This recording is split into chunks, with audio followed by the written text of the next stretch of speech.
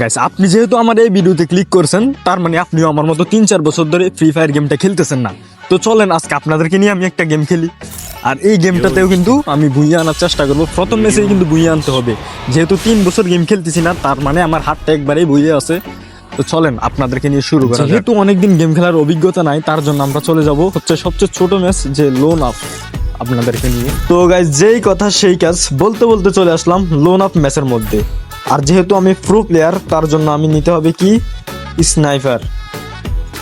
তো স্নাইপার নিতে গিয়ে এটা কি জানি উঠে গেছে, নেট প্রবলেম, তাই ডেজার্ট দিয়ে মারবো। এই লো বাই 99। দেখছেন আমাদের বাংলাদেশ সার্ভারের নেটের অবস্থা অনেক অনেক অসাধারণ। আমি গ্লোয়াল মারি 5 মিনিট আগে, গ্লোয়াল পরে 20 মিনিট পরে, এই আর কি। এই লো ওয়ান ট্যাপ কিরে, কি ভাই এটা কি হইলো? জাগা নাকা নেট প্রবলেম, তার জন্য এমন হইতেছে। সমস্যা নাই, আমরা পরের রাউন্ডটা নিয়ে নিব। পরের রাউন্ড কি নিব ভাই, নেট ক্লিয়ারে হইতেছে না। যদিও আমি 3 বছর পর গেম খেলতেছি, তার জন্য গেম থেকে ব্যাক দিতেছি না। এই নে, যাক এবার ওয়ান টেপটা কাজে আসছে। বাট আগের বারও কিন্তু আমি জিতার কথা, কিন্তু আমারে মাইরে দিছে।